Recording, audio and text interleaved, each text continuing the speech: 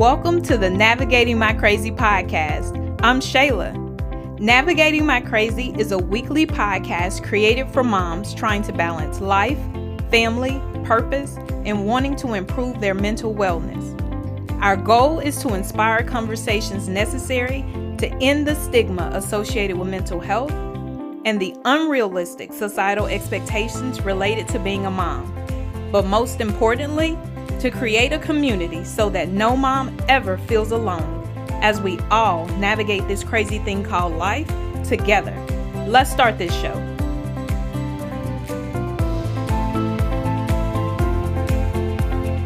So on this episode of the Navigating My Crazy podcast, we will be discussing the highs and lows of balancing your drive to be successful, being a mom, and raising a child with a bipolar diagnosis. Joining me in this conversation, I have Miss Shunte Gamble. Hey, y'all. Shunte is a successful entrepreneur, a motivational speaker, a passionate author, a radio personality, and a personal development advocate. Her most important adventure is being the proud mother of two amazing sons, Shunte and Braylon. Shunte is on a mission to be an effective catalyst for change. She is dedicated to impacting lives through messages filled with experience, hope and loss, and success. And she does just that through her organization, Women Empowering Change. Thanks for joining me, Shunte. Oh, you're welcome. Thank you for having me. I'm so excited. Thank you. So we're going to jump right in with 2 feet, if you don't mind.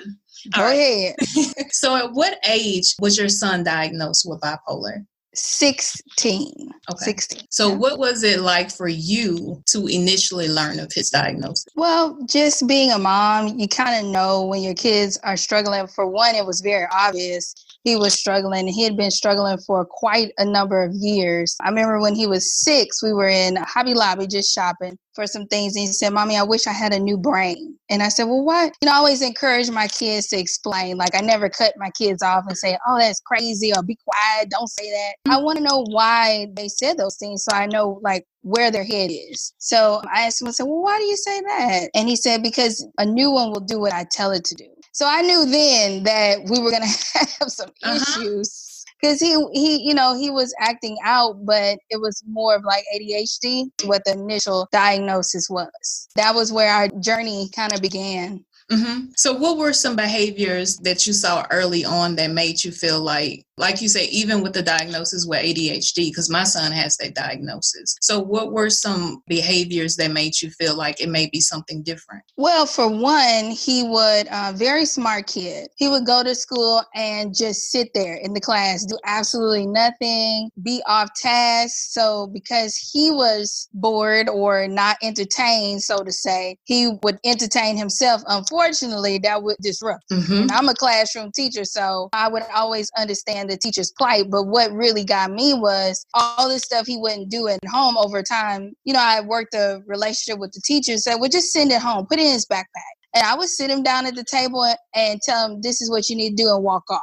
And I'd come back and put my teacher hat on. We'd go through it together, grade it.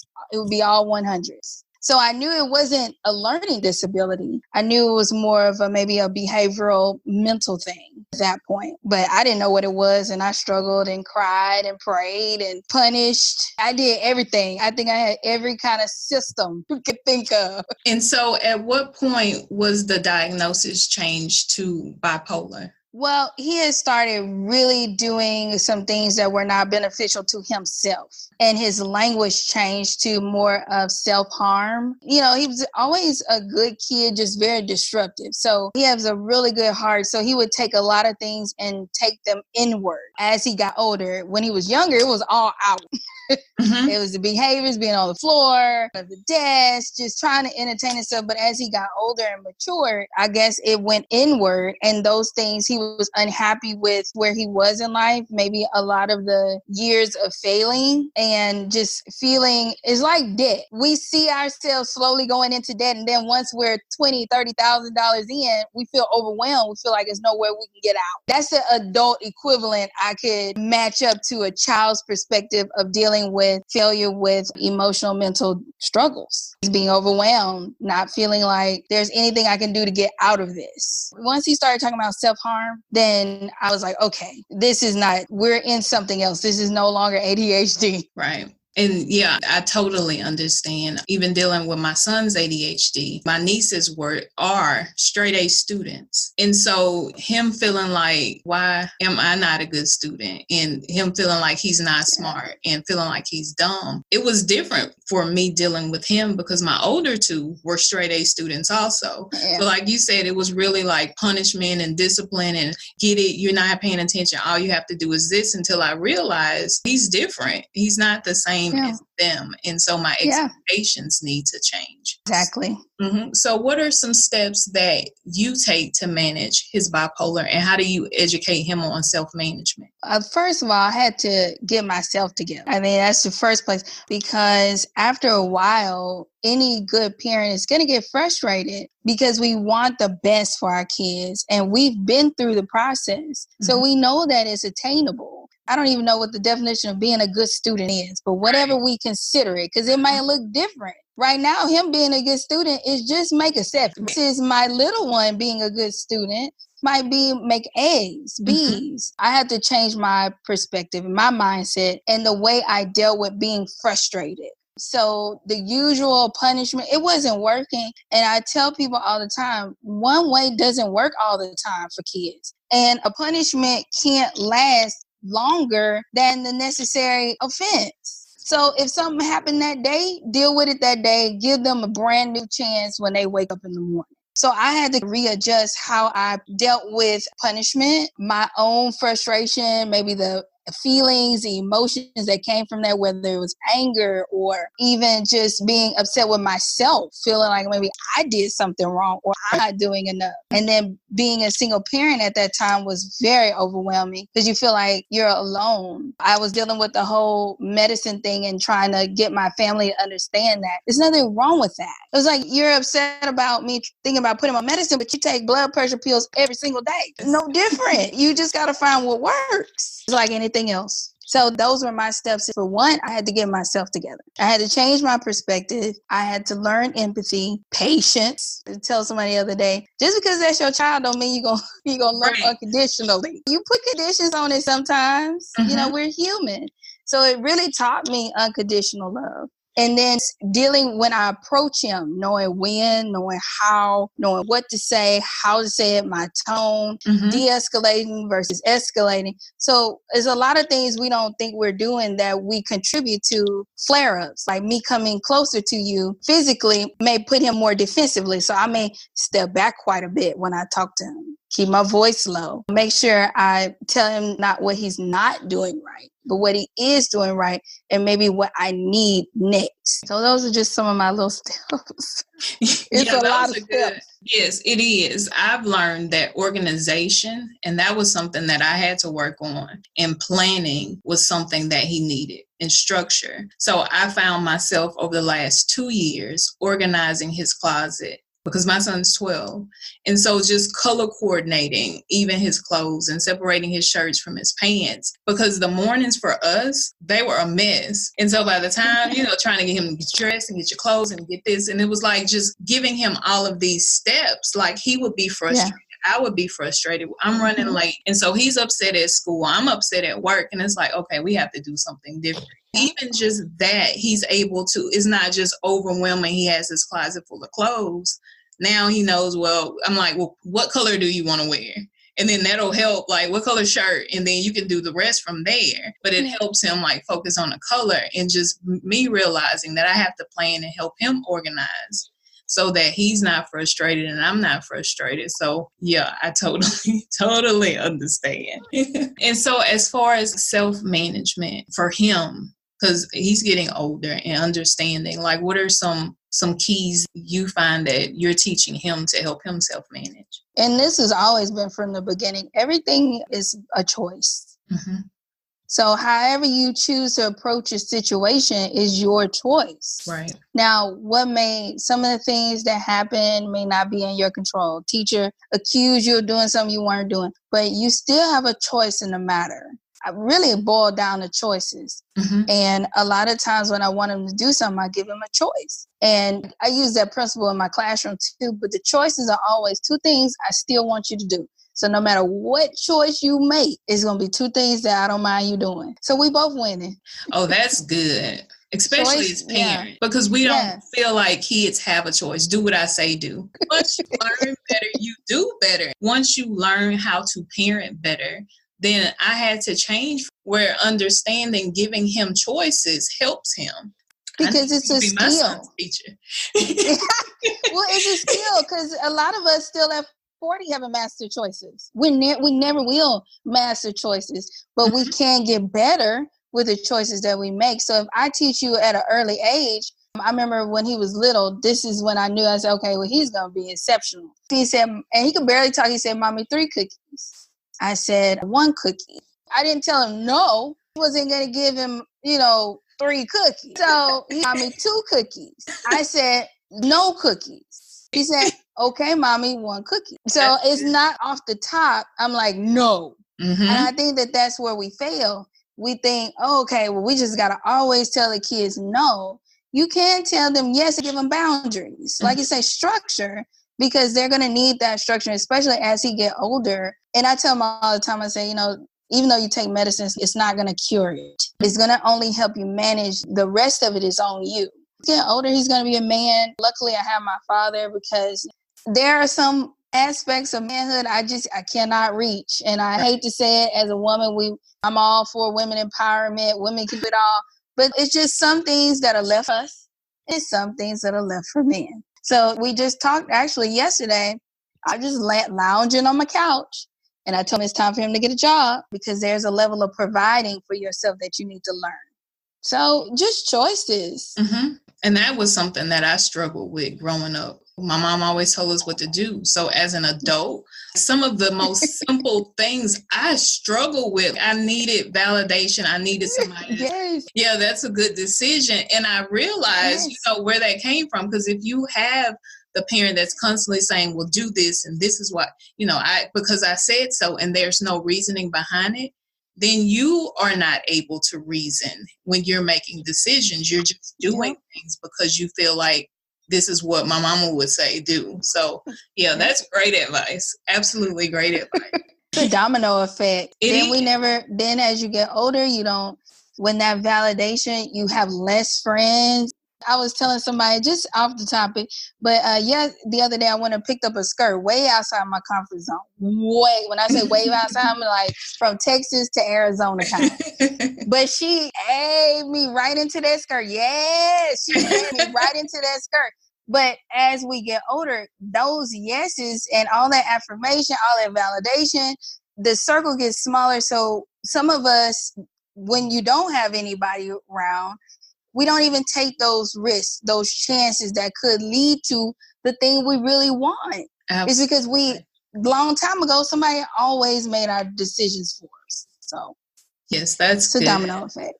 What grade students do you teach? Well, right now I teach 6th graders. That's actually a perfect, the structure that you give them at that age, because that's when, they want to start that independence, but they still want that validation from their friends and their family. Yep. That's where my boy is, and that's where we are. So kudos to you as a teacher. So with, of course, health care for your son being a priority, you're a mom, so you have 2 sons. So and then balancing that with your own personal ambitions. Because as I read off earlier, you have this long list, along with being a teacher. I don't think I even said that in there. Of endeavors. So, how do you manage your ambition and then being a mom and, even your son's healthcare, building men? How do you bring Shunte into the mix? Oh, man. Long story, real short. I had to find Shunte.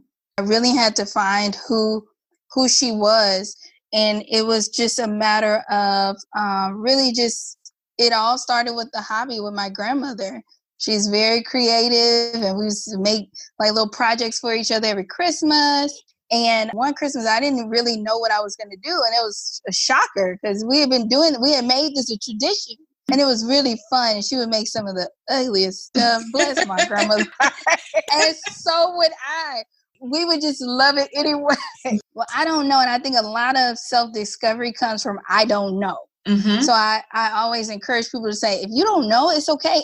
Like, go with that. Like, go with it. Don't be like, oh, go with it. Long story short, I ended up coming across some jewelry that someone was selling. And I kept thinking to myself, man, these ladies are buying this jewelry, some earrings. They look like they weigh like 40 pounds. They were like overpriced. And they're just like, girl, I need 2 more pair. So I thought to myself, okay, well, you know what? I don't have a project. I'm analyzing this really hard. And I started thinking like, why don't I just make some? Went to Hobby Lobby. But I always tell people, this Shunte, it started a long time ago, but the real true place to self-discovery started with the Hobby Lobby. Got me a bag of these. Yourself at Hobby Lobby. Yeah, because I had already written a book at this point, graduating. When I graduated college, I had my son like 2 weeks after I graduated college. So I wrote a book, kind of the healing process after his father and I broke up. It was like devastating. We had dated all through college. I thought, so I had already written a book up until this point, but that was it. Some of us, we do something and then we just put it on hold. But the true discovery started when I went to Hobby Lobby. I started that project. It became a business. And from there, I was like, man, I'm creative. Man, let me do something with this book. So that's how it all got started. It was just like, I opened up something that was tucked away. So you still making earrings? No. But I did post some though the other day. No, and that business actually started, it birthed a lot of businesses. From there, I was like, man, I'm doing all these vendor shows. I had gotten to the point I paid about $1,000 for one 9-foot table. I said, this is crazy. Why don't I put on events and have people come and pay me? From there, that was another business. And then it got to the point where I was like, okay, well, I can't sell my jewelry and run the events. I'm still trying to do both. It's another thing. People still try to hang on to seasons that are over. You got to let go. Sometimes you just got to let go. I let go. And then that turned into me publishing the book that I'd already written. I finally had the confidence at this point. That's kind of where the speaking came. It just all came from that place, just going from one step to the next. So what's the name of the book?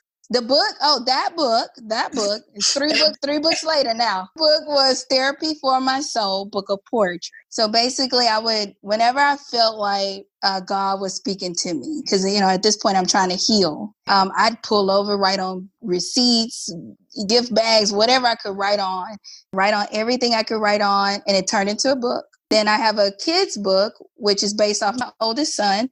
It's The Day I Got Dressed the Big Boy Way. It kind of puts you in the mind of a Dr. Seuss rhyming book for kids, readers. And then my latest book is Holding On to Hope, which is a 21-day devotional and journal. Okay, cool. Yeah. That's exciting.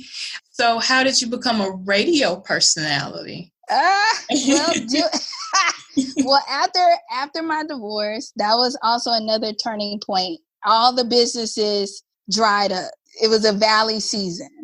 And I really had to discover, I found out all these things I was good at. Now I had to find out if I was strong enough to continue going forward. And I even considered self-harm, but I knew that my boys were more important than anything that I was facing, because the depression hit hard after divorce. Yes, it feels like death. It does. Yeah, I wasn't prepared for it because I was happy to get out of it. Right. And it's like you're ready to leave, but it's that unknown, but you grieve that relationship. Yeah.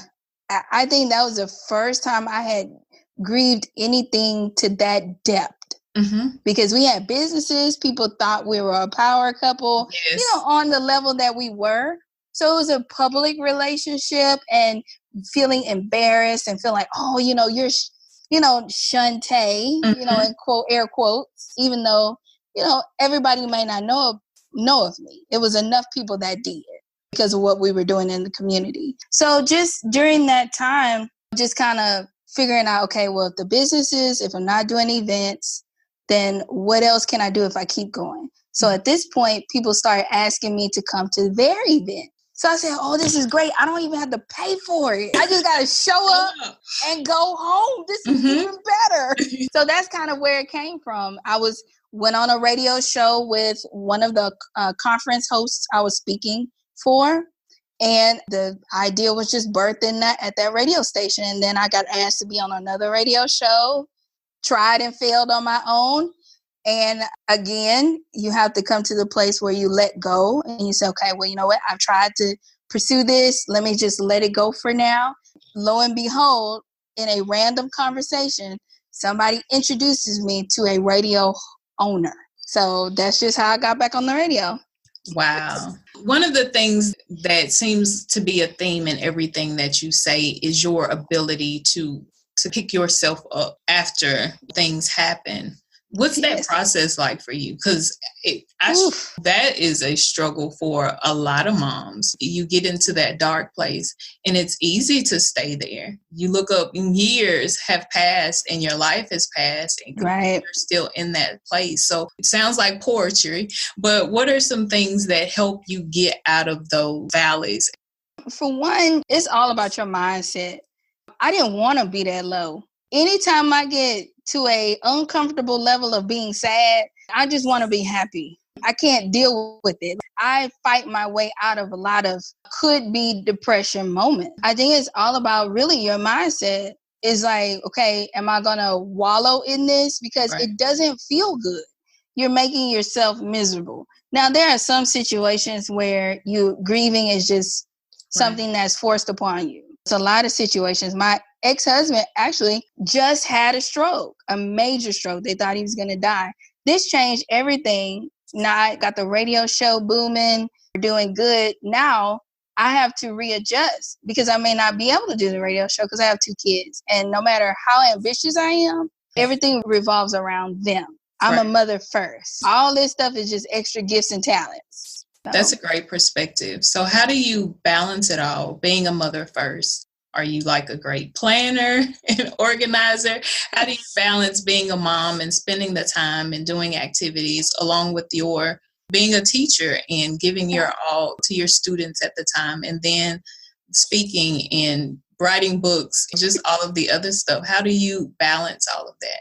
It sounds like a lot. It does. It's like a whole paragraph of 4 sentences full of stuff. It fits though. When I tell you, like, when you don't, first I had to give up forcing stuff and being in control. When you let stuff be as it is, it fit. Like I go to work, I'm off at 4:20. That's enough time in the day. Take an hour for myself. I'm paying good money for that daycare. He can stay there till it closes. He all right. He actually winning because he getting another snack. Right, because you're not getting that at home. Yeah. So I'll take an hour off if I need to make some phone calls, run an errand, exercise. I had to learn how to balance and manage. In my marriage, that was a place of a lot of resentment because my husband at the time felt like I was doing more for everybody but him. But in actuality, I was really doing more for everybody but me.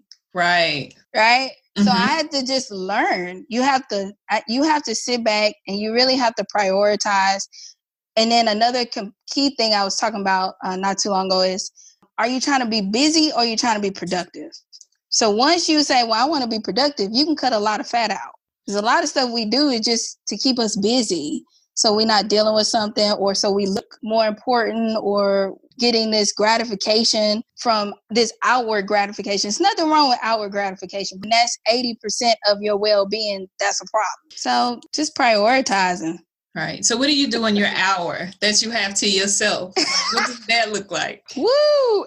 An hour, I could go exercise for an hour, walk, put my headphones on, listen to something inspirational, whether it's a TED Talk or I've ventured out. So I may listen to just a spiritual speaker, as long as they ain't not talking about nothing crazy. Right.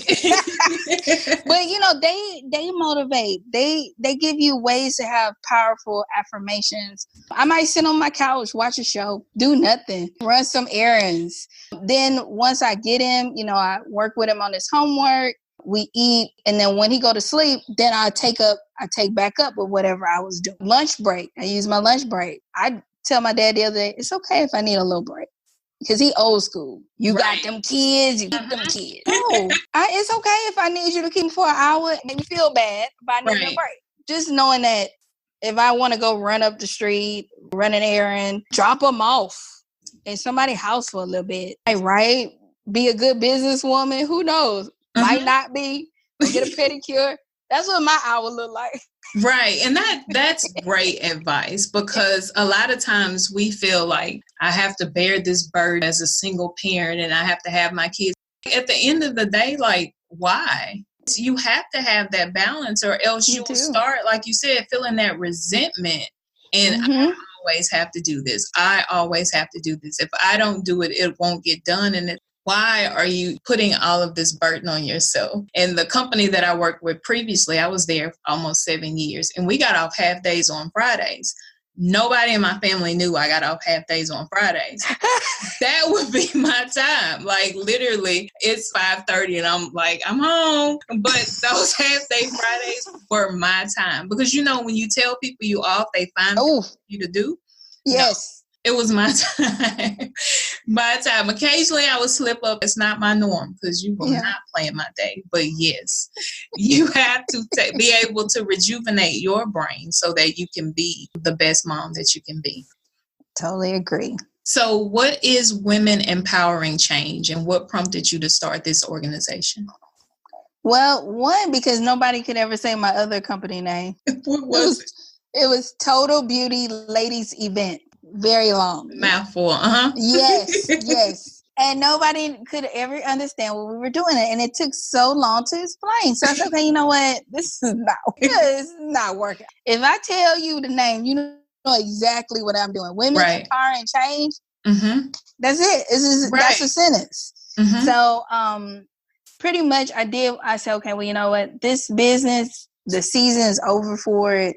It was a great ride. Sometimes when a business goes upside down and starts costing more than it's worth, you have to readjust. You have to go back to the drawing board. But I wanted to create a nonprofit. We had one when we were married. When we divorced, we dissolved it. And I said, you know what?